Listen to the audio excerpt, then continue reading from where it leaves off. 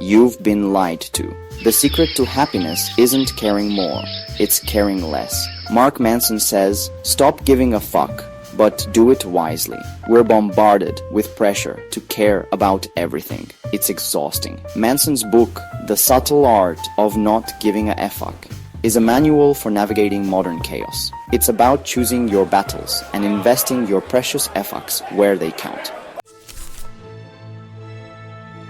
Manson kicks off with this powerful idea. You have a limited number of fucks to give. Every day, you wake up with a certain amount of mental and emotional energy, a fuck budget. Everything you choose to care about costs you. Most of us are hemorrhaging fucks on meaningless things.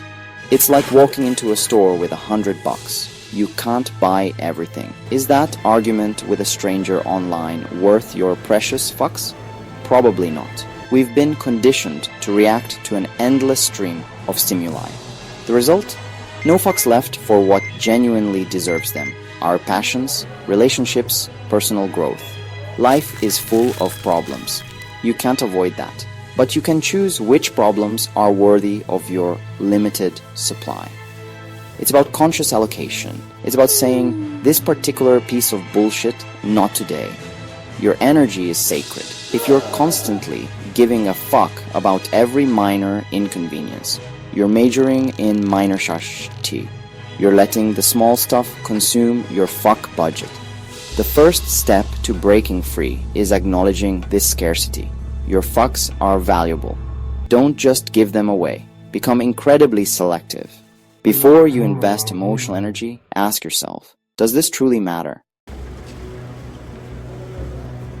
Manson talks about the happiness problem. Our obsession with feeling good all the time is a major source of our unhappiness. We're constantly told to be positive, and if we're not, we're failing at happiness. The truth is, life isn't all sunshine and rainbows. Pain, disappointment, failure, sadness, these are integral parts of the human experience. Trying to avoid them makes things worse. You're creating a deeper level of suffering because now you're feeling bad about feeling bad. Manson argues that true emotional resilience comes from accepting the negative.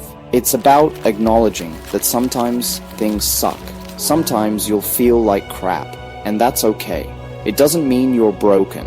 It means you're human. The subtle art here is not giving a fuck about feeling bad sometimes. It's about allowing those negative emotions to exist without letting them define you. Struggle is often where growth happens. Avoiding difficult emotions is like trying to build muscle by only lifting feathers. The more you chase positive feelings and try to eliminate negative ones, the more anxious and dissatisfied you become. Instead, choose your struggles. What pain are you willing to endure for something you value? Embrace the whole spectrum of human experience, not just the highlight reel. Chapter 3. The Not Special Clause. Why ordinary is extraordinary. Manson lays it out. You are not special. In a world that's constantly screaming at us to be exceptional, that's a tough pill to swallow. Most of human experience is ordinary. Most of us are not going to be rock stars or billionaire geniuses. And that's not just okay, it's liberating. When you let go of the need to be constantly proving your specialness, you free up an enormous amount of energy. There's a profound beauty and value in the ordinary, in strong relationships, meaningful work, simple pleasures. Embracing your ordinariness allows you to connect with others on a more genuine level. Chapter 4. Own Your Shot. The Responsibility Principle. Manson talks about taking responsibility. You are always responsible for your experiences, even if it's not your fault. Not my fault, not my problem, right? Wrong. While you might not be at fault for what happens to you, you are always responsible for how you choose to respond. Manson's saying, take the keys back. Own your choices, emotions, and interpretations. That's a powerful stance to take. Chapter 5. The Final Fuck. Why Death Gives Life Meaning. Manson argues that confronting our own mortality is crucial for living a meaningful life. When you know the clock is ticking, you stop wasting time on trivial bullshit. If you thought you were going to live forever, would you be as motivated to pursue your dreams? Death gives life its flavor and preciousness. It forces you to ask, what do I truly value? What kind of legacy do I want to leave? Manson suggests that a lot of our anxieties come from an unconscious denial of death. We try to build elaborate identities, accumulate possessions, seek fame, almost as if to convince ourselves we're immortal. But it's an illusion. Chasing that illusion distracts us from real sources of meaning, relationships, values, contributions. Accepting your mortality acts like a filter. It helps you sift through the noise and identify what's truly important. That petty argument doesn't seem worth the energy. What comes into focus are things with genuine, lasting value. Love, connection, purpose.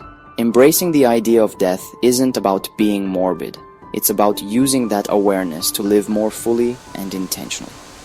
Your fucks are limited, and your time is limited.